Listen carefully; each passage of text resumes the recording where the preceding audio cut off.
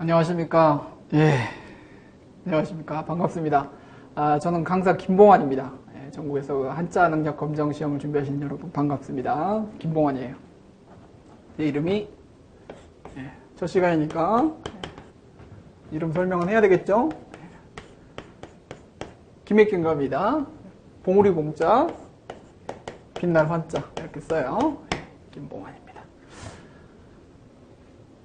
봉우리 봉자 빛날 한자. 요즘 이름에는 봉자 잘 안 쓰죠. 저도 어렸을 때는 봉자 들어간 이름이 촌스럽기도 하고 창피하기도 하고 그래가지고 이름 바꿔달라고 엄마한테 떼도 쓰고 그랬는데, 나이 들어서 생각해보니까 엄마가 지어주시는 게 직접 지으신 건 아니고 이제 이름 잘 짓는 분한테 찾아가가지고 돈 주고 지으신 이름 같은데, 왜 이름을 그렇게 줬는지는 모르겠지만 아무튼 그래도 엄마가 신경 써가지고 지은 이름이니까 나름 의미가 있는 것 같아가지고 지금은 뭐 만족하고 쓰고 있어요. 약간 촌스럽다 보니까 독특하기도 하죠. 다 좋은데 제가 지금 나이 40이 부록이 간 넘었습니다. 그런데 머리숱이 많이 없잖아요. 제가 일찍부터 빠지기 시작해요. 30 초반부터 빠지기 시작했습니다. 그래 요즘 저희 딸아이는 아빠 대머리 막 그러면서 놀리고 친구들 앞에 좀 창피해하는 것 같기도 하고 막 그런데 이름에 영향이 있지 않나 그 생각도 들어요. 봉우리 봉자 빛날 한자. 뭔가 머리가 봉우리가 빛나는 것 같이 빛나서. 자, 그 첫 번째 강의 시간은 부담 가는 그런 얘기 안 하고요. 그냥 가볍게 오리엔테이션이라고 생각하시면 되겠어요. 보통 제가 급수를 안 가리고요. 첫 번째 강의 시간에는 육서라든지 간단한 부수 이야기, 부수의 위치한 명칭, 우리 교재에도 그 앞부분에 그 육서하고 부수의 위치 명칭이 실려 있죠. 본문학습 그 전에 실려 있습니다. 저도 그 두 개 정도는 간단하게 하고 넘어가요, 첫 강의. 그런데 우리 이번 우리 EBS 한자 능력 검정 시험 교재를 가지고 강의하는 데 있어서는 부수를 따로 빼가지고 부수의 위치와 명칭만 하고 주로 넘어가고 본문학습 과정 속에서 부수 언급을 좀 했었는데, 부수를 좀 따로 빼서 부수 2강을 한 2강 정도 따로 할 거기 때문에 부수의 위치와 명칭은 빼고 육서만 강의를 하도록 하겠습니다. 육서. 육서를 이게 왜 하냐면요. 물론 저기 상위급수 같은 경우는 직접적인 시험 범위에도 나왔었습니다. 아래 급수 같은 경우는 직접적으로 시험에 나오진 않았어요. 그럼에도 불구하고 제가 상하위 급수를 안 가리고 육서를 한 이유는 이 육서라는 게 육서, 서자, 글서자인데 이게 이제 문자의 의미죠. 문자의 의미입니다. 이 육서라는 게 한자의 조자 원칙입니다. 조자가 뭡니까? 글자를 만드는 원칙이에요. 수많은 한자 어휘가 있는데 그 한자들이 대략 이런 6가지 원칙으로서 만들어졌다 그 말이에요. 그러니까 이 원칙을 배워놔야지. 한자는 단어 문자다 보니까는 세계사적으로 단어 문자들이 좀 있긴 있습니다만 그 중에서도 이 한자인 단어 문자인 한자가 어휘수가 엄청나게 많죠. 가장 많아요. 아주 필요할 때마다 글자 한 글자가 의미를 갖다 보니까 그 의미가 필요한 말이 생겨날 때마다 글자를 추가하다 보니까는 어휘 숫자가 굉장히 많죠. 우리 고르고 골라 일상생활에서 필요하다고 배우는 문자만 하더라도 1급 같은 경우 3,000자가 넘어가잖아요. 3,500자. 상급만 하더라도 공인급수 맨 마지막 상급만 하더라도 2,000자 가까운 1,817자, 15자, 2,000자에 육박하는 그런 글자입니다. 얼마나 많나요? 그거 외우기가 상당히 녹록치가 않죠. 그런데 한자 어휘 몇만 자 되는 걸 어떻게 다 외우겠어요? 어떻게 다 이해를 하겠어요? 어떤 원칙, 체계가 있지 않고서는 공부하기 힘들죠. 체계가 있지 않고서는 효율적인 공부가 안 됩니다. 효율적인 공부가 안 되면은 정말 하기가 싫어지고 공부 자체도 어려워지죠.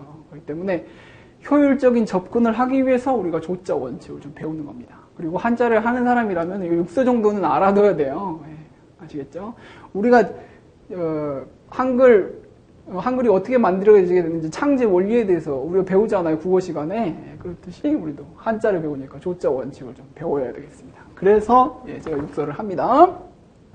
이 육서라는 거는 저기 후한 때, 한나라 후기 후한 때 지금 한자를 제가 이렇게 약자로 간체로 썼습니다. 한수 한자 한자예요. 후한 때 허신이라는 사람이 허신 이 사람이 학자인데 지금으로 얘기하자면은 언어학, 문자학 이런 데 관심이 많았던 것 같아요. 이 허신이라는 사람이 저술한 설문해자. 지금도 이 설문해자는 한자 공부하는 사람한테 경전입니다. 설문해자. 이거를 근거로 해가지고 책을 많이 사람들이 저술하기도 하고 그래요. 설문해자. 자자를 여기다 썼네. 설문해자에서 당시 어휘는 한 만자가 채 안 되는 한 9,300여 자 정도 됐던 것 같아요. 이 9,300여 자를 가지고 자기 나름대로 연구해가지고 조자 원칙에 의해서 분류를 해보니까 대략 6가지 정도로 분류가 된 겁니다. 아시겠죠? 자, 육서. 첫 번째가 상형이라는 거죠. 상형 문자. 상이 모양, 형도 모양을 의미하는 겁니다. 모양. 상형 문자. 그거는 말이 있었고 언어 생활은 먼저 했겠죠. 인류가 언어 생활은 먼저 했는데 근데 언어 생활을 하다 보니까 문자가 그 언어를 표현하는 문자가 필요해졌겠죠. 처음에는 사물들, 뭐 자연이라든지 사물들, 눈에 보이는 자연 사물들을 그리면서 언어 생활을 시작을 했겠죠. 해라든지 달이라든지 산이라든지 강이라든지 물고기라든지 나무라든지 눈에 보이는 구체적인 사물을 자기 보이는 대로 그려가지고 문자 생활을 시작했을 겁니다. 이게 산이다, 이게 나무다, 이렇게요. 그러니까 그게 이제 그림으로 그리다 보면은 사람마다 그림 모양이 좀 다르고 그래서 또 시간도 많이 걸리고 그러니까 언어로서의 작용이 그러니까 문자로서의 작용이 처음엔 좀 힘들었겠죠. 시간이 흐르고 변화 발전을 하면서 이제 점차 이게 획으로 변하면서 단순화되면서 그러면서 글자 문자 본연의 기능을 이제 갖게 되는 거죠. 그러니까 애초에는 뭐 해라든지 이걸 눈에 보이는 그대로 그려가지고 썼을 겁니다. 그러니까는 우리 그 중국 한자뿐만 아니고 한자에만 상형 문자가 있는 게 아니고 저 이집트 고대 문자라든지 뭐 수메르 문자인가 그런 세계사적으로 여러 문자들이 그 태동은 처음 시작점은 상형 문자였었죠. 조상은 다 상형 문자죠. 그래서 이집트 피라미드 안에 들어가면 그 문자 다 그림처럼 그려놨잖아요. 우리나라 저기 울진인가 어디 가면은 그 암각화 그 바위에다가 막 그림 그려놓고 그러잖아요. 그 무렵 그 시절에 그 문자들은 다 그렇게 태동을 하는 거죠. 그런데 이게 이제 시간이 지나면서 변화 발전해가지고 저 해 모양이 점차 획으로 바뀌어가지고 지금 우리 쓰는 나릴이 됐다 이겁니다. 그 다음에 뭐 이게 뭡니까? 산이죠. 산처럼 보이나요? 이게 이제 변화 발전해가지고 원래 산 모양을 이렇게 그리려고 생각해 보세요. 사람마다 그림 모양도 다르겠고 자기가 보이는 산 모양이 다르겠고 그 다음에 또 시간도 많이 걸리고 언어의 경계성이 떨어지죠. 그러다가 이제 변화 발전하면서 회계 모양을 갖추면서 공통적인 언어로서의 기능을 하는 통일성이 생기는 겁니다. 이런 거죠. 나무도 이런 나무 모양을 처음에는 그렸겠죠. 나무다 그래. 지금의 이제 나무목 이렇게 되는 거죠. 아시겠죠? 이런 원리로 만들어진 게 상형 문자인 겁니다. 그러니까는 그 중국 그 상형 문자, 저 그림 문자의 대표적인 예가 그 갑골 문자라고 들어보셨죠? 갑골 문자. 거북이 등껍질, 요게 이제 거북이 등딱지를 의미하는 거예요. 그 다음에 이 뼈골자는 이제 소뼈라든지 이런 엉덩이 뼈, 넓적한 뼈에다가 새긴 그 문자, 갑골 문자. 그 은나라, 중국의 3대라고 있습니다. 하나라, 은나라, 주나라. 그 중에 그 은나라, 왕궁터, 은어라는 데서 발굴된 저 갑골문. 3,000여자 되는데 지금도 다 완독이, 다 해독이 안 됐다 그러죠. 한 절반 정도 됐는지. 아무튼 저런 그림 모양이었었습니다. 한자의 조상인 거죠. 문자의 조상이에요. 그런 모양으로 하다가 지금은 이제 이렇게 획 모양으로 단순화돼가지고 쓰는 겁니다. 우리가 쓰는 이런 원리로 만들어진 게 상형이에요. 자, 두 번째가 이제 지사인데, 요 지자는 가리킬지 손가락지 그렇습니다. 사자는 일사자인데, 뭐 글자를 막 해석해가지고 의미를 이해하려고 하지 마시고, 상형이 이런 해나 산이나 나무나 물고기나 이런 것처럼 눈에 보이는 구체적인 사물을 문자화했다 그러면, 그려가지고 만들어낸 거라 그러면은, 우리가 언어 생활이 그런 눈에 보이는 사물만, 그런 어휘만 구사하는 게 아니잖아요. 뭐 위라든지 아래라든지 뭐 숫자 하나 둘 셋 이렇게 숫자라든지 이런 거는 구체적인 사물의 모습이 아니기 때문에 모양이 눈에 보이는 게 아니잖아요. 그런데 그런 것도 표현할 문자가 필요했겠죠. 그런 원리에서 만들어지는 건데 요거는 상형 같은 경우는 눈에 보이니까 그 모양 그대로 모습 그대로 그렸겠지만 이거 같은 경우는 사회적인 약속이 필요했겠죠. 자, 우리가 이거를 하나라 그러자, 둘이라 그러자, 이렇게 두 개 그으면 둘이라 그러자, 이런 약속으로 정한, 그러니까 기호를 써가지고 약속으로 정한 문자, 추상적인 그런 개념을 기호로서 약정한 문자가 지사 문자인 겁니다. 그러니까 상형보다는 좀 형상성, 그림적인 성격은 좀 떨어지지만은 기호성이 두드러진 그런 문자. 그거를 지사라고 합니다. 그러니까 지사 중에서도 순수 약정 기호로서의 성격을 띤 순수 약정 기호로서의 성격을 띤 조금 전에 얘기했던 뭐 하나라든지 둘이라든지 셋이라든지 어떤 저기 기준선 위에 어떤 물체가 있는 거 그거를 윗상자로 표현한다 그랬죠. 그다음에 반대로 기준선 아래에 있는 어떤 물체 요거를 이제 나중에 아래하자로 이렇게 쓴다라든지 이런 순수 기호로서의 그런 성격을 가진 지사 문자가 있고 그거 말고 기존 상형자에다가 기호를 추가해가지고 덧붙여가지고 구성하는 지사자도 있습니다. 예를 들면은 요게 이제 나무 목자죠. 요건 상형 문자입니다. 그런데 뿌리를 의미하는 글자를 만들고 싶었어요. 뿌리. 근데 뿌리를 이렇게 아예 그 기호로 만들기보다는 기존의 그 상형 문자에다가 뿌리는 한 요 정도 있으니까 어떤 획을 하나 더 추가해가지고 뿌리를 의미하는 기존의 상형자에다가 어떤 획을 하나 추가해가지고 뿌리를 의미하는 문자를 만들어낸 거. 요렇게 성격이 좀 다르죠. 또 뭐 있을까요? 칼라를 의미하는 글자가 있습니다. 요게 칼도자인데 칼도자는 상형 문자예요. 칼의 모습을 못 떠가지고 만든 문자인데 칼날은 한 요즘에 있으니까는 아까 뿌리를 의미한 한 획을 더 추가해가지고 뿌리를 의미하는 것처럼 여기다가 한 획을 더 추가해가지고 칼날을 의미하는 글자를 만들었다. 요게 이제 지사의 원리인 거죠. 어떤 지사는 상형보다는 그림적인 성격, 형상성은 좀 떨어지고 기호성이 늘어난 그런 문자인 겁니다. 그런데 기호라는 거는 형상이라는 거는 사실 사람들 간의 약속이라기보다는 시각적으로 보이는 거 그대로 그렸잖아요. 그런데 요거는 약정, 사람들 사이에 약속으로 정해놓은 그런 기호의 성격인 거죠. 자, 그 다음에 이제 세 번째가 회의라는 거죠. 회자가 몰 회자, 뜨자라는 겁니다. 상형 문자, 지사 문자, 세 번째가 회의 문자인데, 이제 상형 지사 문자 이러면서 이제 언어 생활을 시작했는데 이거 말고 이제 한자라는 게 그렇다 그랬잖아요. 단어 문자, 뜻 글자이다. 글자 한 글자가 의미를 갖는 그런 글자예요. 우리 한글이라든지 영어라든지 이런 건 안 그렇죠. 우리 한글 기역, 니은, 디귿, 가, 나, 다 이런 글자 하나하나가 뜻이 있나요? 아니죠. 음만 있을 뿐이죠. 이게 표음 문자인 거예요. 그런데 한자는 이 글자 하나하나마다 뜻이 있죠. 표의 문자, 뜻 글자, 단어 문자라고도 합니다.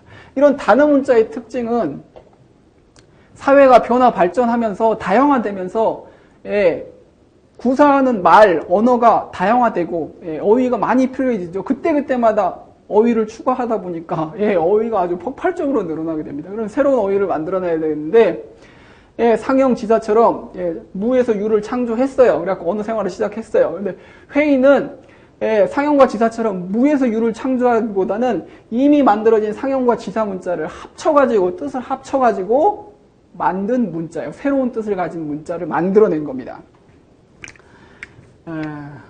그런데 4번의 형성 문자도 그런데 4번의 형성 문자도 기존에 만들어진 상형과 지사 문자를 합쳐가지고 새로운 뜻을 갖는 문자를 만들어낸 건데 이 차이와 이 차이가 뭐냐면요. 회의 문자 같은 경우는 좀 옆으로 갔어 볼까요?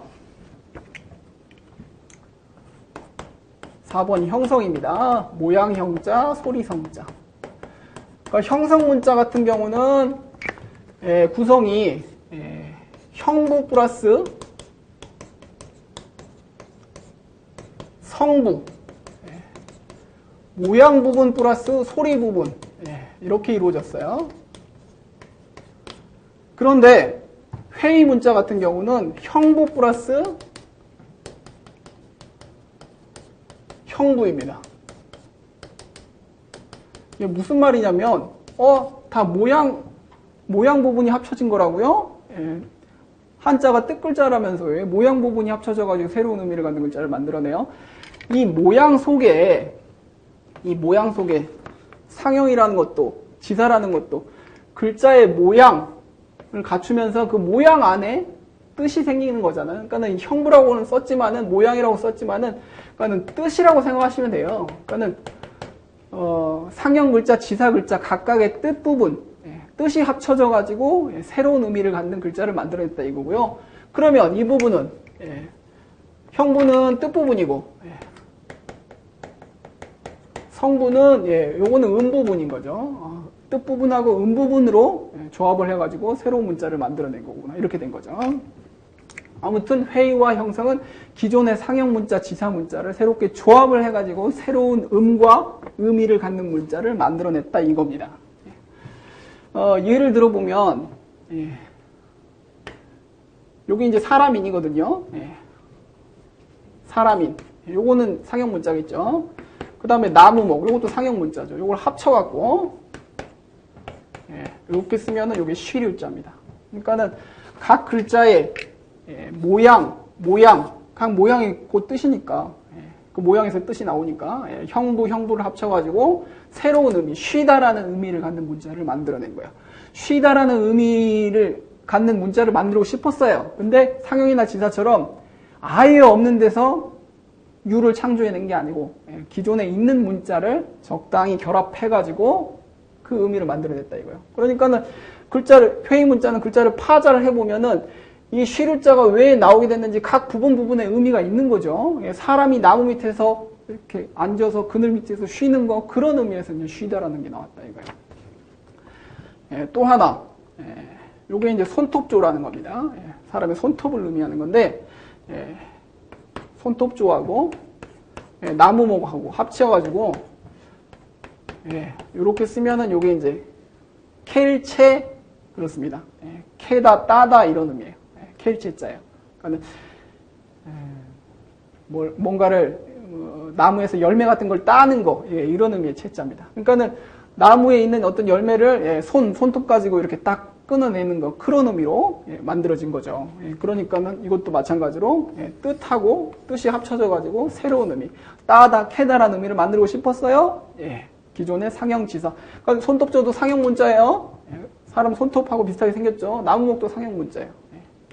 그래서 만들어가지고 새로운 의미, 켈체를 만들어낸 거죠. 그 다음에 예를 하나 더 들어볼까요? 날일하고 다로를 합쳐가지고 밝다라는 의미를 나타내는 글자를 만들었으면 좋겠어. 기존의 상형 문자였던 날일과 다로를 합쳐가지고 밝다라는 의미의 글자를 만들어낸 거죠. 해만 있어도 밝은데 달까지 있으니까 오죽 밝겠어요? 그러니까 밝다라는 의미를 이렇게 만들어냈다 이겁니다. 자, 형성 문자는 뜻 부분과 음 부분이 합쳐진 거라고 해요. 형부 플러스 성부. 그래서 형성인 거예요. 예를 들어보면 예. 전부 나무목이 들어가 있죠. 예. 나무목이 들어갈 자, 나무목 편의 글자들이 굉장히 많죠. 예. 나무목이 들어가 있어요. 그러니까는 이 부분, 예. 나무목에서 뜻이 나오는 겁니다. 예. 뜻 부분이죠. 그러면 오른쪽은 음 부분이겠죠. 예. 이게 공평할 공자인데, 예. 공이란 음도 나오기도 하고, 예. 음이 약간 파생해서 송이란 음이 나오기도 하고 그래요. 그 다음에 여기다가 매양매자를 쓰면은, 예. 매야매자. 그 다음에 또 뭐 있을까요? 나무목을 밑으로 간 것도 한번 써볼까요? 예. 이로 올리자 밑에 나무목을 하면은, 예. 요거는 배이자. 예. 그러니까는 이 부분, 다 나무목은 형부, 뜻 부분이에요. 그러니까는 이 글자 다 소나무 송이라든지 매화매라든지 배나무 이자라든지 전부 예, 수목의 일종인 거죠. 그러니까 나무목에서 뜻이 나왔고 지금 공, 예, 송이라는 음이 여기서 나온 거고 매양매에서 매라는 음이 나왔고 예, 백꽃 이자 이라는 음은 여기 이로 이자 여기서 나온 겁니다. 그러니까는 이거는 형부인 거고 예, 송, 매, 이 부분은 성부인 거죠.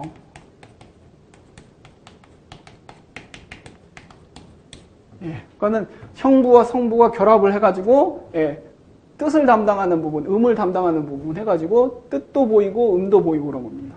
그러니까는 이 글자도 나무목은 다 상형문자이고, 예, 이런 공자라든지 매자라든지 뭐 이자라든지 뭐 이런 거는 뭐 회의문자라든지, 지사문자라든지 이런 걸 결합을 해가지고, 예, 뜻과 음을 담당하는 부분으로 글자를 만든 겁니다. 여러분도 보시면 느낄 거예요. 이 형성문자가 예, 한자 어휘 중에서 이 형성문자가 아주 한 88할, 9할 정도 되는 아주 대부분이 형성문자로 이루어져 있고요. 이게 굉장히 좀 과학적이죠. 예, 뜻 담당하는 부분, 음 담당하는 부분이 따로 있어가지고 어떤 글자도 우리가 한자를 모르는 상태에서 근데 이제 아예 모르는 건 아니고 형성문자의 원리를 깨우친 상태에서 그리고 한자를 어느 정도 아는 상태에서 매우 어려운 글자인데 그 글자가 형성문자일 경우는 그 글자의 음과 뜻을 비슷하게나마 유추해낼 수 있는 능력이 생기죠.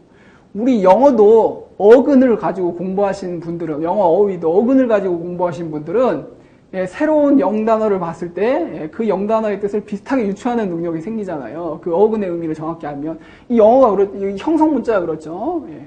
각 부분 아 저기 형성문자구나 이 부분이 음 부분이고 이 부분이 뜻 부분이구나 그걸 파악을 하면 음과 뜻을 아주 똑같이는 아니더라도 비슷하게는 유추해낼 수 있는 거죠. 나무목이 들어갔다 아 저 나무의 일종이겠구나 수목의 일종이겠구나 알 수 있는 거죠. 예를 또 들어볼게요. 예, 뭐 바다 해자라든지 예, 뭐 강강자라든지 또 뭐 있을까요? 아 뭐 풀을 청자라, 아니, 맑을 청자라든지, 공통적으로 다 뭐 있어요? 물소 들어가 있네요.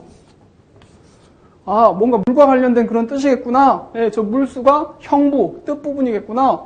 나머지 이쪽, 오른쪽에 이 부분, 아, 저 부분이 음 부분이구나. 해라는 음, 강이란 부분, 강이란 음, 청이란 음이 다 저기서 나왔구나. 알 수 있는 거죠. 형성문자입니다. 형성문자가 가장 많아요. 예. 그러니까 형성문자가 우리 저 앞에서 나온 상형이나 지사 회의보다는 예, 좀 가장 과학적이고 합리적인 그런 자연 결부인 거죠. 예, 그래서 그러다 보니까 과학적이고 합리적이다 보니까 예, 어휘 수도 가장 많습니다. 형성문자. 우리가 뭐 1급, 2급, 3급, 4급 강의하는 그 글자들의 8할, 9할 정도는 다 형성문자예요. 형성문자 아주 많이 나옵니다. 자, 그 다음에 5번. 5번 전주문자라는 겁니다. 전주. 전자가 구를 전자예요. 전환하다 이런 의미가 있는 거죠. 예, 그 다음에 물댈 주자, 부을 주자인데, 끌어대다 이런 의미가 있어요. 그러니까 전주는 예, 의미를 전환하고 끌어대가지고 만든 문자다. 이런 건데, 전주는 사실은 예, 학설도 분분하고, 예, 언어학자들마다 또 한자 연구하는 사람마다 의견이 좀 분분합니다. 그렇기 때문에 전주문자의 그 정의를 정확하게 뭐 설명하자면은 얘기가 아주 길어지고요. 예, 의미를 우리 그 시험, 우리 한자급수 시험을 준비하는 사람들이니까 시험에 국한시켜가지고 이 전주문자를 설명을 할게요. 아까 이게 저기 한자가 단어 문자란 얘기를 했죠. 그러다 보니까 어휘수가 굉장히 많습니다. 그러니까 어휘수가 상형이나 지사처럼 저런 원리로 만들어지기도 하고 회의나 형성처럼 만들어지기도 해요. 그런데 항상 한계가 생기겠죠. 왜냐면 어휘라는 거는 외국과 교류를 한다든지 무슨 신문물이 탄생한다든지 그럴 때마다 어휘는 계속 필요한 거니까는 계속 문자를 만들어낸다는 것도 한계가 있을 겁니다. 그렇기 때문에 이 전주는 어떤 문자를 새로 만들어내기보다는 탄생시키기보다는 그러니까 회의와 형성도 기존의 상형과 지사를 활용해가지고 어떤 문자를 만들었잖아요. 그래도 이거는 만들긴 만든 거예요. 없던 걸 만든 겁니다. 그런데 이 전주 같은 경우는 이미 있던 문자를 가지고 그 문자의 의미를 여러모로 전환시키고 끌어대다 쓰고 이렇게 해가지고 기존에 있는 문자를 가지고 활용을 해가지고 어떤 의미를 표현한 그런 문자인 겁니다. 그러니까 우리 공부하면서 알겠지만은 한자라는 게 글자 하나마다 뜻이 하나만 있는 경우는 거의 없어요. 거의 복수입니다. 근데 2가지 이상이에요. 의미가 많으면 막 10몇 가지도 있고 그래요. 오르르자 같은 경우도요. 요게 옳다, 정의의 의미도 있지만은 이게 뜻의 의미도 있고요. 뜨드자하고 통용이 되기도 하고. 그 다음에 이게 이질적이지만은 가짜의 의미도 있어요. 여기 옳다하고 가짜하고는 의미상 이질적이잖아요. 그런데 이것도 가짜의 의미도 있어요. 가짜의 의미로 쓰인 게 뭐 있습니까? 단어가 이 의자가 가짜의 의미로 쓰인 거는 의족이라든지 의수라든지 의안이라든지 이게 뭐예요? 인공적으로 가짜로 만든 다리, 손, 눈 이런 거잖아요. 그때 다 이 의자를 쓰거든요. 그거는 가짜, 진짜가 아닌 가짜, 자기 본연의 것이 아닌 가짜의 의미거든요. 그러니까 이 글자가 그렇게 의미가 여러 가지입니다. 그러고 보면 한자 자체가 거의가 전주 문자라 그래도 과언은 아니죠. 한자가 형성 문자인 동시에 전주 문자일 수도 있고 회의 문자인 동시에 전주 문자일 수도 있고 상형 문자인 동시에 전주 문자일 수도 있고 지사 문자인 동시에 전주 문자일 수가 있다 이겁니다. 그러니까 전주 문자의 그런 범위를 외연을 그렇게 확대시켜 보면 거의 모든 문자들이 전주 문자 범위 안에 들어가 버리기 때문에 의미가 2가지 이상인 경우는 다 들어가 버리잖아요. 그렇기 때문에 아까도 말씀드렸다시피 전주 문자를 지금 우리 급수 시험에서 육서 설명하는 전주 문자는 그렇게 넓게 외연을 잡지 말고 시험에 나오는 부분으로 국한시켜서 생각해 보자면은 전주 문자 중에 의미가 물론 여러 가지인데 그 의미에 따라서 도금이 달라지는 경우가 좀 있습니다. 요 경우 수는 아주 많지는 않아요. 그게 우리 시험 준비하는 사람으로서는 의미가 좀 있어요. 왜 그러냐면 시험을 출제하는 출제자가 이 친구가 이 수험생들이 이 한자를 제대로 이해했는지 어떤 글자를 물어보려고 할 때 의미가 단순하면은 쉬운 거죠. 그런데 그 글자가 의미도 여러 가지인데 그 의미에 따라서 음도 달라지는 경우를 정확하게 이해하고 있는지를 물어보고 싶어 할 겁니다. 왜냐하면 그렇게 알아야지 제대로 그걸 아는 거기 때문에요. 그러니까 어설프게 알아가지고는 틀리는 그런 문제. 그러니까 전주 문제를 출제하는 사람이 내기를 좋아하겠죠. 그렇기 때문에 우리가 전주 문제를 급수 시험 보는 입장에서는 굉장히 좀 중요하게 바라봐야 됩니다. 그렇게 많지는 않아요. 시험에 잘 나오는 전주 문자가. 예를 들어 볼게요. 이 글자가 여러분 잘 아시는 우리 상위급수는 이 글자 정도는 다 알 거예요. 여기 말씀 설자죠. 말씀, 말하다 이럴 때는 설입니다. 그런데 이 글자가 기쁘다라는 의미도 있어요. 기쁘다 그럴 때는 음이 바뀌어요. 열로 바뀝니다. 그 다음에 3번째, 이게 달래다라는 의미도 있습니다. 누구를 달래다, 달래다 그럴 때는 음이 또 바뀌어요. 또 새가 됩니다. 크게 이 밖에도 뜻이 더 있습니다만은 자주 쓰이는 뜻으로 의미 있는 그런 뜻으로는 한 3가지 정도 되고 그 3가지 의미에 따라서 음도 좀 바뀝니다. 그래서 중요하죠. 출제하는 사람이 이 글자를 수험생이 제대로 이해하고 있는지 물어보려면은 말씀설 요건 기본적인 거니까 이거 말고 달래새로 쓰였을 때 그 어휘라든지 이런 걸 내가지고 제대로 읽는지 이런 걸 물어볼 수가 있겠죠. 그러니까 말씀설로 쓰였을 때는 뭐 설명 같은 어휘요. 설명. 뭔가 어려운 거 문제를 설명하다. 그다음에 기쁠열로 쓰였을 때는 이 용례가 아주 많지는 않습니다. 원래 기쁠열자는 마음 신변에 이렇게 오른쪽 똑같죠. 이렇게 쓰는 게 기쁠열자가 따로 있는데 통용이 되는 경우에 통용이 돼요. 이 통용된다는 한자가 서로 의미를 통용해서 쓴다라는 거, 이것 때문에 이제 한자가 조금 어려워지는 부분인데, 통용을 왜 하겠습니까? 근본적인 이유는 언어를, 말을 표현할 어휘가 자꾸 필요한데, 그때마다 문자를 계속 만들다 보면은 뭐 10만 자, 50만 자, 100만 자 이렇게 막 기하급수적으로 무한정 늘어나겠죠. 그러면은 언어로서의 오히려 기능이 상실되는 겁니다. 언어에 있어서 가장 중요한 건, 가장은 아니지만 중요한 그 덕목 중에 하나가 뭐예요? 언어의 경제성이란 거잖아요. 근데 그렇게 어휘가 많아지면은 사람들이 공부하기가 힘들어지고, 그러다 보면 문맹률이 높을 수밖에 없고, 언어 사용을 문자 사용을 꺼릴 수밖에 없고, 그 문자가 제대로 된 기능을 발휘하기 힘들죠. 그러고 보면 참 우리 그 한글은 굉장히 과학적이고 공부하기도 쉽고 그렇습니다. 그 발생하게 된 그런 그 원리도 한자랑 한글은 다르죠. 한자뿐만 아니고 세계사적인 거의 모든 언어들이 한글하고는 발생 원리가 다르죠. 우리 한글은 왕께서, 세종대 왕께서 의지를 가지고 만들어낸 창제한 그 창제물이죠. 그냥 누구의 의지 하나로 그냥 만들어지게 된 발명품이란 말이에요. 쉽게 말하자면은. 얼마나 대단한 거예요. 그러니까 그 세종대왕께서 그 집현전 학자들 모아가지고 자, 한글 한번 만들어보자. 그 이전까지는 우리 문자를 썼습니까? 안 썼나요? 썼죠. 언어 생활은 했죠. 언어 생활을 하는데 그 언어 생활을 표현해줄 그 문자는 있었나요? 있었죠. 뭐였습니까? 한자를 기반으로 하는 그런 문자였었죠. 주로 지식인층에서는 한자를 썼었고, 그 한자가 습득하기 어려운 문자다 보니까는, 그리고 또 저기 평민이나 천민 같은 경우는 또 공부를 해서는 안 된 존재로 여겼었기 때문에 문맹률이 굉장히 높았고, 그 한자에 대한 그런 지식이 있는 사람만이 지식층이고 양반이고 그랬었잖아요. 그런데 세종대왕께서 나란 말씀이 중국과 달라가지고 어리석은 백성으로 하고 뭐 이렇게 하시면서 창제 원리를 밝히시잖아요. 창제 이유를, 까닭을.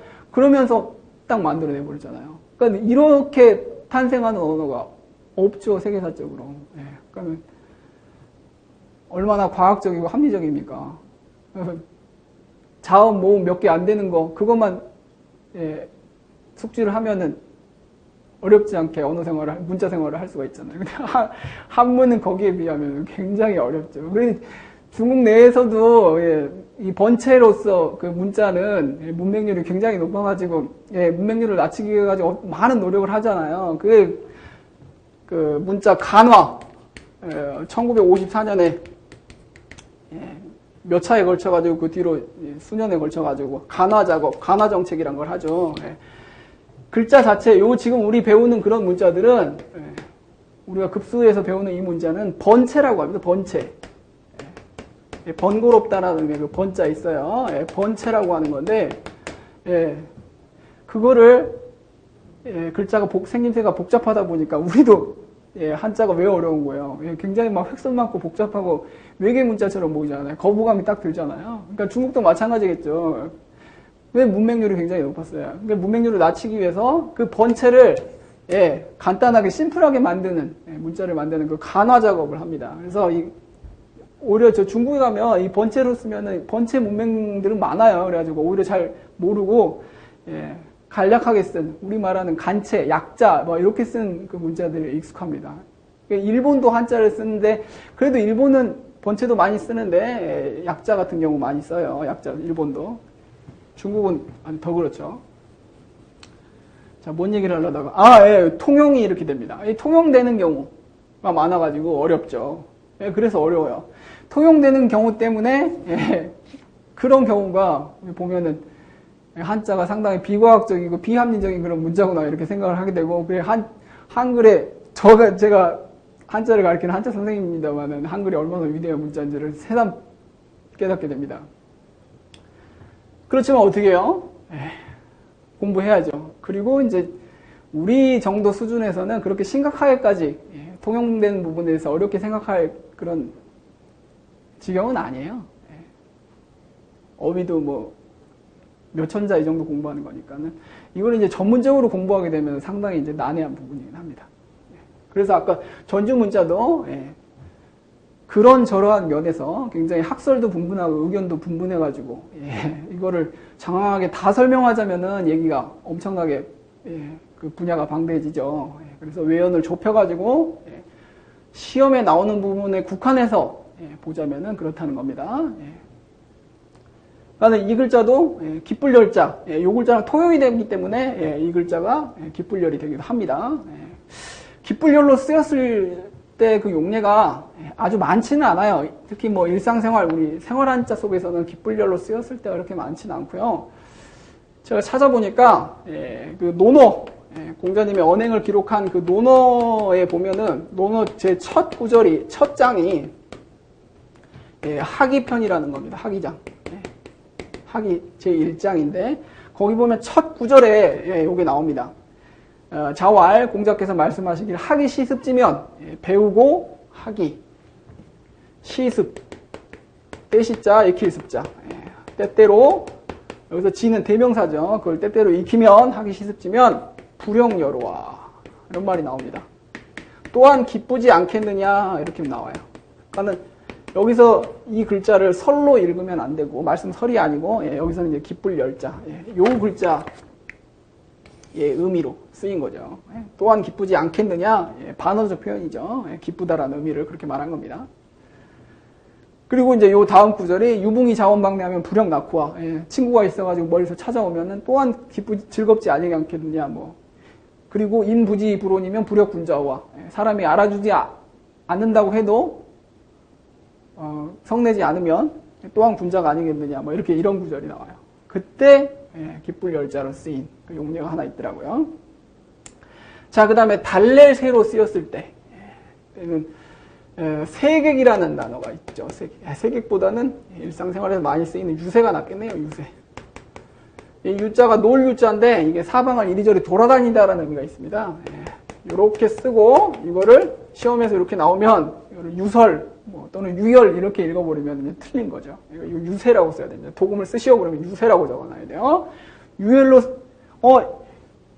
유설이나 이런 걸로 쓰인 경우는 없습니까? 일상생활에서 이 논류자랑 조합해가지고 설로 읽히는 경우는 없어요. 기쁠 열로는 되지 않을까요? 놀아서 기쁘다? 그렇게도 해석이 안 됩니다. 이렇게 딱 쓰면 유세로만 읽어야 돼요. 유세가 뭡니까? 국회의원 선거에 나온 후보자가 또는 대통령 선거에 나온 후보자가 유세라는 걸 하죠. 이리저리 돌아다니면서 달래요. 누구를 달래? 유권자를 달래죠. 자기 좀 찍어달라고 막 달래요. 약속을 막 하죠. 제가 저 뽑으만 주시면은 경제성장 4%, 청년 실업 없게 하고 돈 걷지 않고 복지하겠습니다. 무상 복지하겠습니다. 막 이렇게 뻥을 치면서 막 자기를 뽑아달라고 해요. 돌아다니면서 달래다. 그래서 달랠 세자죠. 아시겠죠? 그 다음에 하나 더 볼까요? 시험에 잘 나오는 게 요 글자도 있습니다. 요게 즐거울 낙자죠. 요게 즐겁다 그러면은 락 돼요. 락. 두음 법칙에 의해서 락 그 다음에 첫머리 오면은 낙 이렇게 읽어야 되겠죠. 그 다음에 그래서 긍정적으로 삶을 긍정적으로 어떤 면을 긍정적으로 바라보는 걸 낙관이라 그러잖아요. 그럴 때 이 낙자 쓰거든요. 낙관 반대는 뭡니까? 비관 그렇게 되죠. 그 다음에 두 번째 이게 음악 풍악 그럴 때는요 음이 좀 바뀌어가지고 이때는 악이 됩니다. 악. 그 다음에 세 번째 이게 좋아하다 이럴 때가 있어요. 이 경우도 아주 쓰임은 많지는 않지만은 좋아하다 그럴 때 요가 됩니다. 이것도 의미에 따라서 뜻에 따라서 의미에 따라서 도금이 달라지죠. 이런 경우 전주 문자라고 할 수 있죠. 그러니까 기존에 문자들이 있었어요. 형성 문자, 뭐 회의 문자, 문자들이 있는데 그 문자들을 가지고 이러한 저러한 이질적인 의미를 나타내는 그런 뜻으로 쓴 거예요. 용처에 따라서. 그러니까는 원래 말씀설이었는데 기쁘다라는 의미를 새로 어떤 글자를 만들기보다는 이 글자를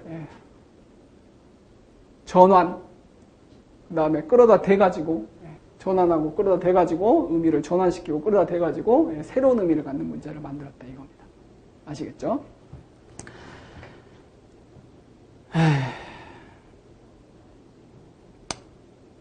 그 정도 보시면 되겠죠. 즐거울 락. 즐거울 락으로 쓰였을 때가 뭐 많죠. 대부분 즐거울 락으로 많이 쓰이죠. 뭐 오락, 뭐 행락 이럴 때 다 즐거울 락이고요. 오락.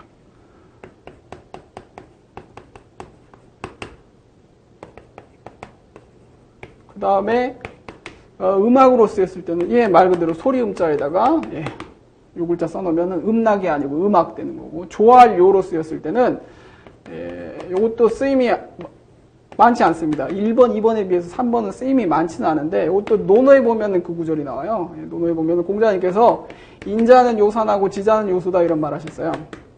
어진 사람은 산을 좋아하고 지혜로운 사람은 물을 좋아한다 이런 말 하셨는데, 이때 뭐 낙산, 낙수 이렇게 읽으면 안 되고 요산, 요수라고 좋아하다라는 의미의 요자로 읽어야 되는 겁니다. 요산, 요수 이렇게 쓰입니다.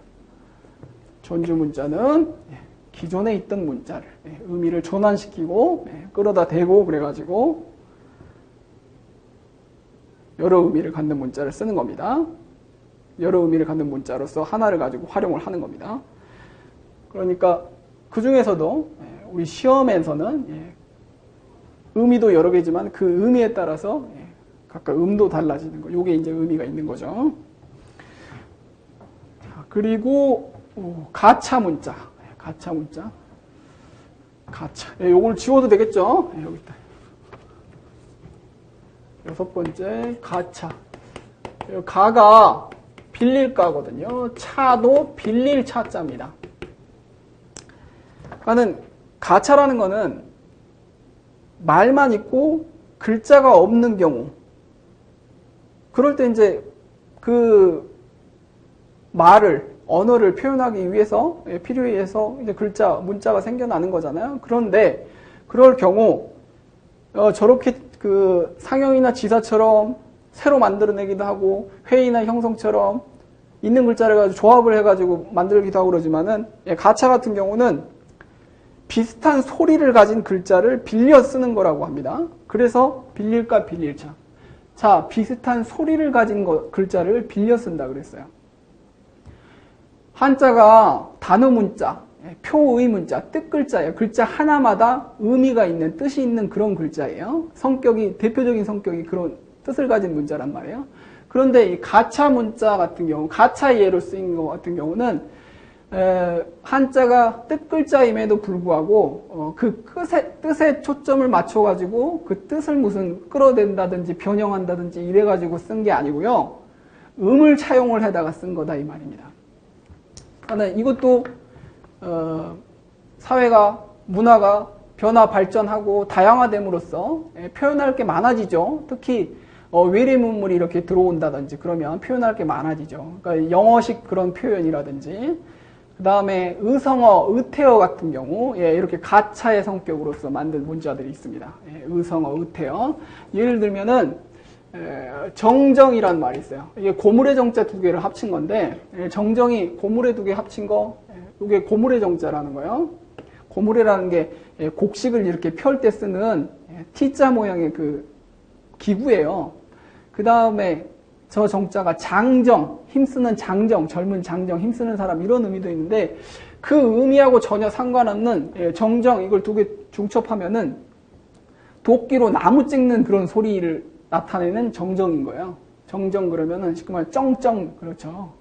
그러니까 도끼로 나무 치면은 소리 나는 소리 있잖아요. 그거를 중국 사람이 들었을 때 한자로 표현 발음했을 때 이렇게 소리가 난다 이겁니다. 쩡쩡 이렇게. 무슨 얼음 갈라지듯이 쩡쩡. 요거는 그 의성어인 거죠. 소리에서 그 의성어를 표현할 때 그 음을 차용을 해다가 고무래라든지 뭐 장정이라든지 이 뜻과는 전혀 상관없이 음만 차용을 해다가 비슷한 음을 가진 글자를 차용을 해다가 표현한 거다 이 말이에요. 그 다음에 당당이라는 게 있습니다. 당당. 어디 굴하지 않고 굽히지 않는 그런 꼿꼿한 태도를 당당이라고 그래요. 우리 정정당당이라고 하잖아요. 정정당당이라고 할 때 발을정 2개 중첩하고 당자를 집당자 2개 중첩해서 쓰는데 이 당당도 마찬가지예요. 이게 대표적인 뜻이 집이라는 의미예요. 그거는 저 집당에서는 사실 태도가 꼿꼿하다라는 의미가 전혀 안 나오는데 그걸 2개 중첩해서 쓰면서 그 의미를 나타낸다 그 말이에요. 그거는 태도가 당당 꼿꼿한 거를 요 음만 차용을 해다가 당당으로 표현을 한 겁니다.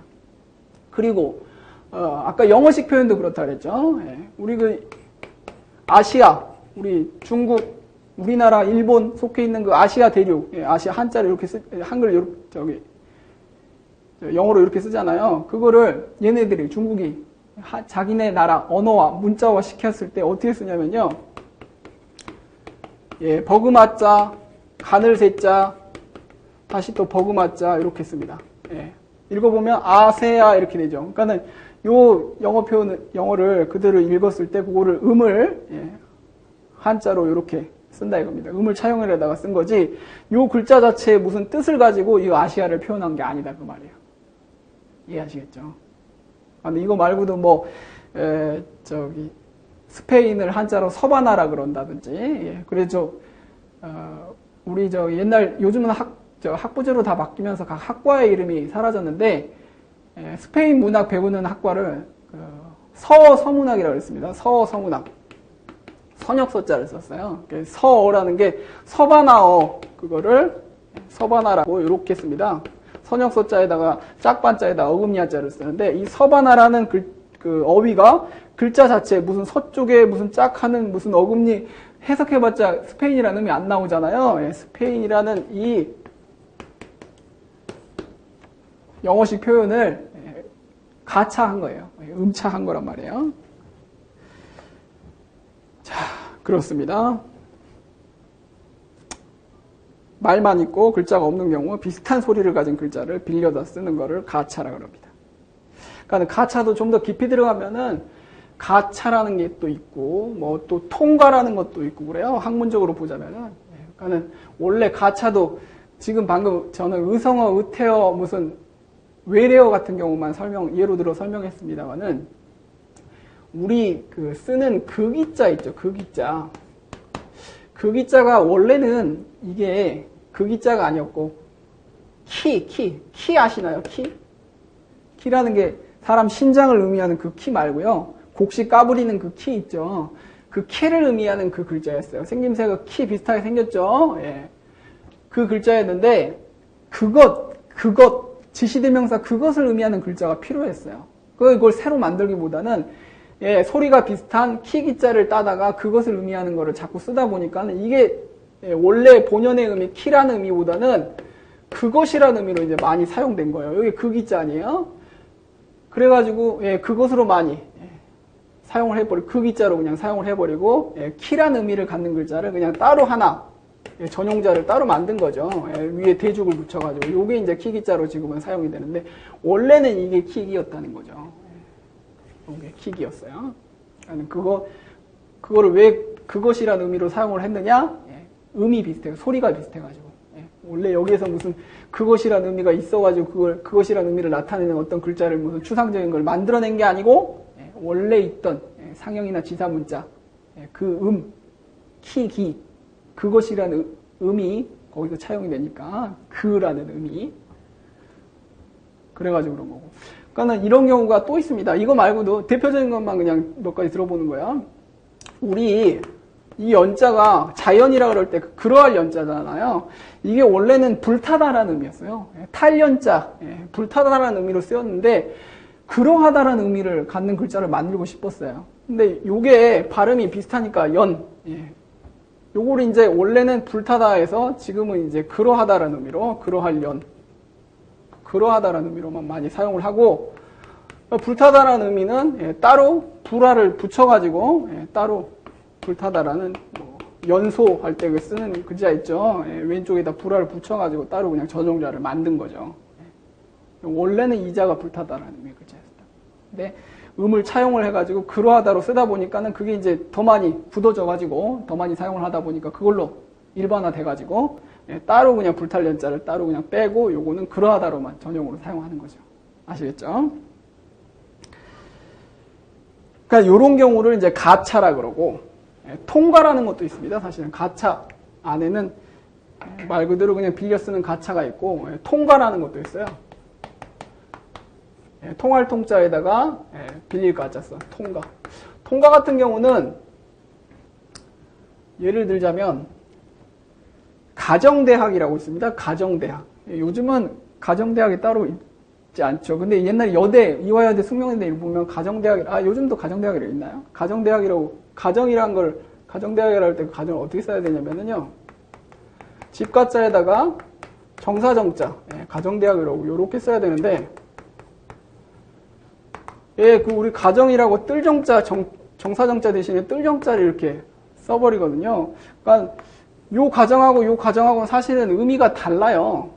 그거는 정사정자 그 가정은 가정을 다스린다라는 의미. 정자가 정치, 정사의 의미니까 예, 집안을 다스린다라는 의미. 예, 가정대학은 정사정자가 맞는데 가정이라고 뜰 정자를 쓰니까 예, 요걸로 자꾸 쓰다 보니까는 언격결에 요게 그냥 일반화 돼가지고 요게 당연히 맞는 걸로 이렇게 된 경우 예, 요런 경우가 이제 언격결에 쓰다 보니까 그 빈도수가 많아지다 보니까 예, 비슷한 의미의 글자를 갖다 쓰다 보니까 그러니까 정과 정이 의미 똑같잖아요. 그러니까 원래 이 정이 맞는데 의미 비슷한 요거를 쓰다 보니까 예, 요게 그냥 일반화 돼버린 경우 요런 걸 통과라고 합니다.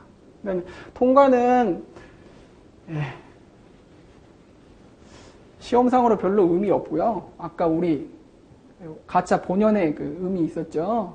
그러니까 뭐 의성어, 의태어, 그 다음에 외래어 이런 거 차용에다가 만든 거 그 정도 의미만 알아두시면 되겠습니다.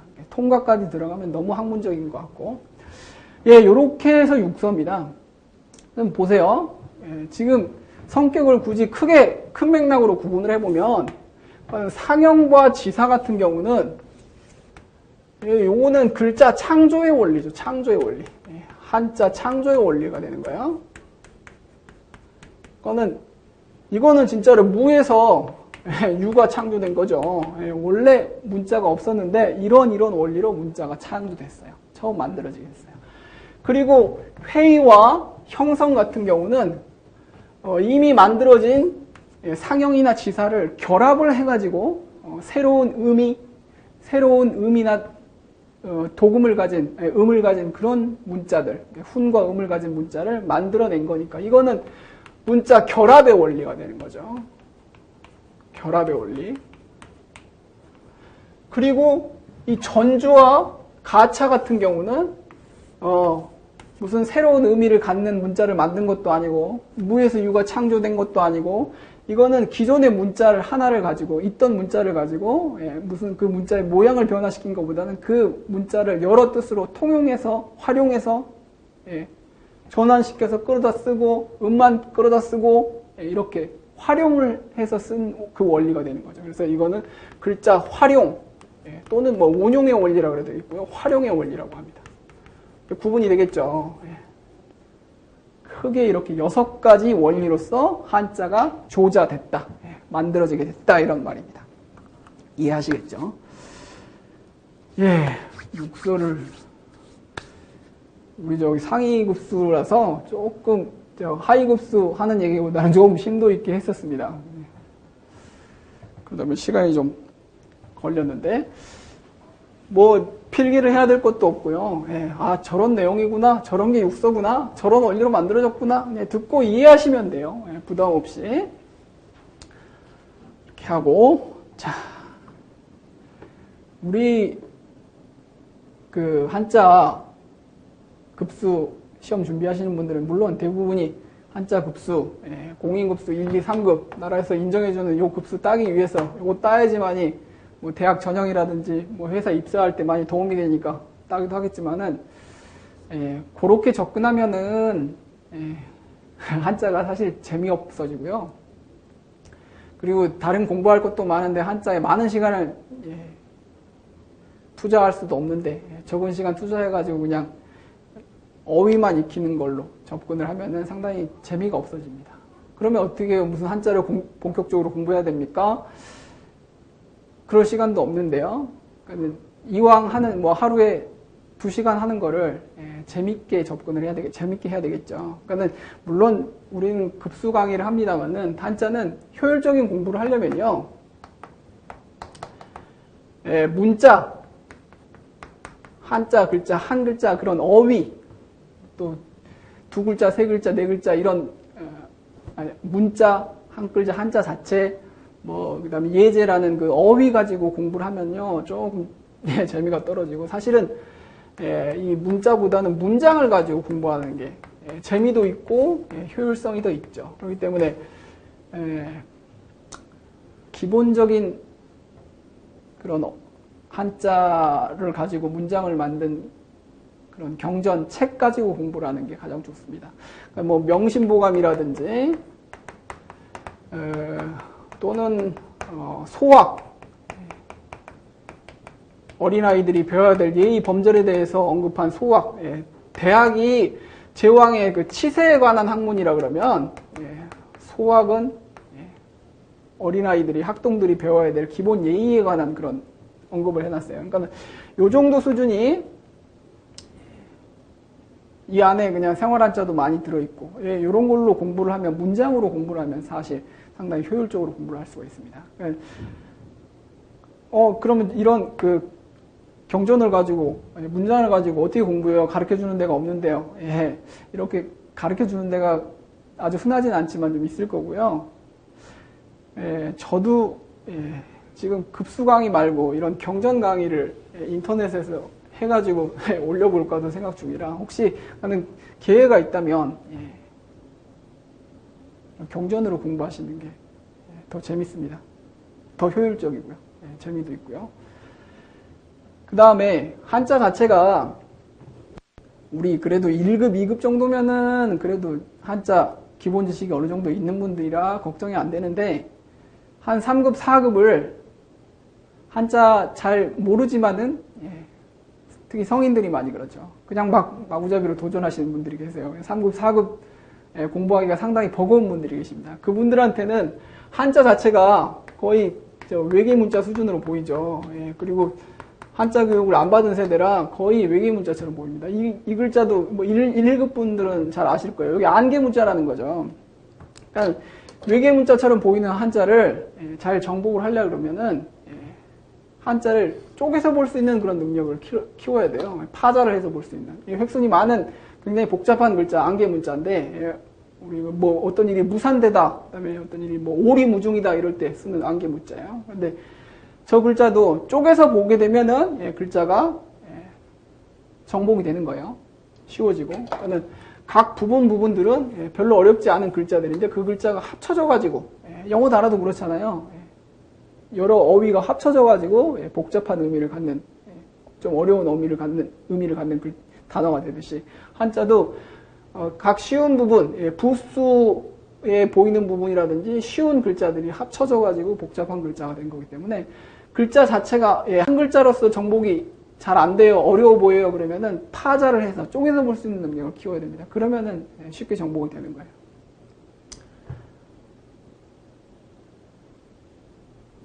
이제 오리엔테이션 부분이라 몇 가지 이렇게 쉽게 공부할 수 있는 방법에 대해서 제가 좀 설명을 드리고요. 본문학습 과정 속에서도 언급을 할 거기 때문에 대체로 이 정도로 한자는 어휘보다는 문장으로 공부하는 게 좋고 그 다음에 글자 한 글자로 공부할 때 그 글자가 어려워 보이면은 쪼개서 볼 수 있는 능력을 키우는 게 좋다. 아시겠죠? 2018년도서부터인가요? 우리 초등학교 교과서에 또 이제 한자가 병기 된다 그러잖아요. 이제 초등학교 교과서에도 이제 한자가 나옵니다. 그만큼 한자 교육이 중요하다는 걸 이제 절실히 알 수 있겠죠. 우리나라 언어가 국한문 혼용하는 언어잖아요. 한글만 물론 써야 된다고 주장하는 그런 학자들도 있고, 뭐 그런 주장을 하는 분도 계십니다만 현실적으로는 그렇지 않죠. 실제 사용하는 언어가 국어와 한문을 혼용하는 언어입니다. 그 중에서도 한문의 그 한자 어휘가 차지하는 부분이 상당하죠. 절반을 넘어서요. 5화를 넘어섭니다.